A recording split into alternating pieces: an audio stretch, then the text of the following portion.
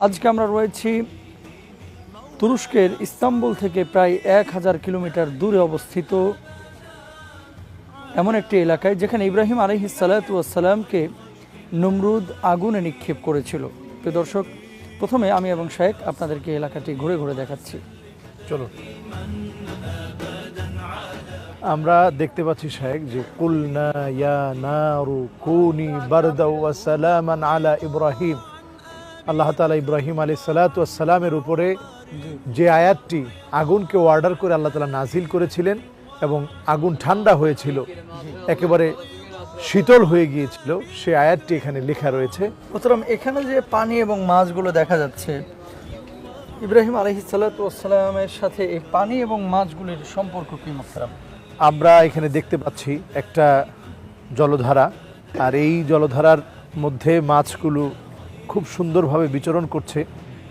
আমরা এখানটায় এসে এলাকার মানুষের সাথে কথা বলে জানতে পেরেছি তারা এই মাছগুলোকে কখনো ধরে না এবং কখনো খায় না। যুগ যুগ ধরে এই মাছগুলো স্মৃতি হয়ে আছে ইব্রাহিম আলাইহিস সালাতু ওয়াস সালামের সেই সময়ের অগ্নিকাণ্ডের ঘটনার সাথে সম্পৃক্ত হয়ে।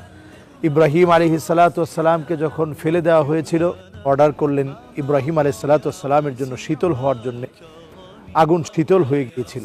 আর যে টুকরো টুকরো কাঠগুলো যেগুলো পুড়ে ছাই হয়েছিল, সেগুলোকে আল্লাহ তাআলা মাছে রূপান্তরিত করে দিয়েছিলেন।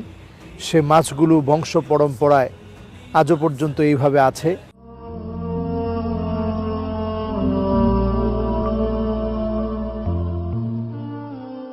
ঠিক এখন যে জায়গাটি দেখতে পাচ্ছেন, আল্লাহ সুবহানাহু ওয়া তাআলা ইব্রাহিম আলাইহিস সালাতু ওয়াস সালামকে যখন আগুনে নিক্ষেপ করলেন নমরুদ, তখন আগুনকে আদেশ করেছিলেন, ইয়া নারু কুনি বারদা, হে আগুন তুমি ইব্রাহিমের উপরে শীতল হয়ে যাও।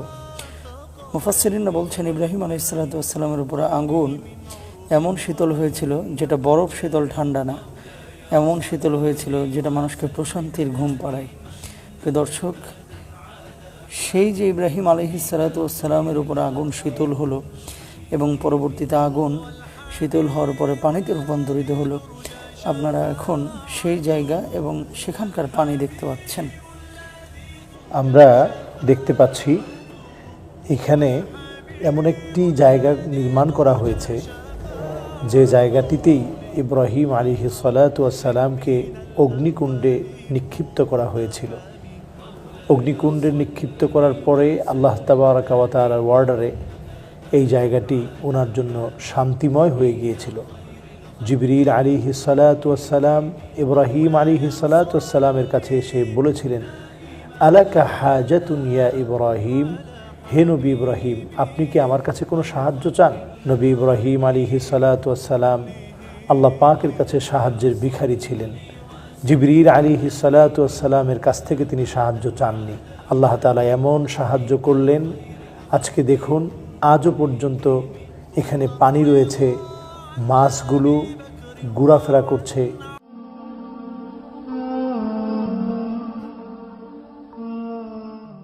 ইব্রাহিম আলাইহিস সালাতু ওয়াস সালামের দুই স্ত্রী এবং বংশধরদেরকে দিয়েই আল্লাহ তাআলা এই জমিনের মধ্যে তাওহীদের শিক্ষা, আল্লাহর একত্ববাদের বিশ্বাসকে আল্লাহ তাআলা ছড়িয়ে দেন।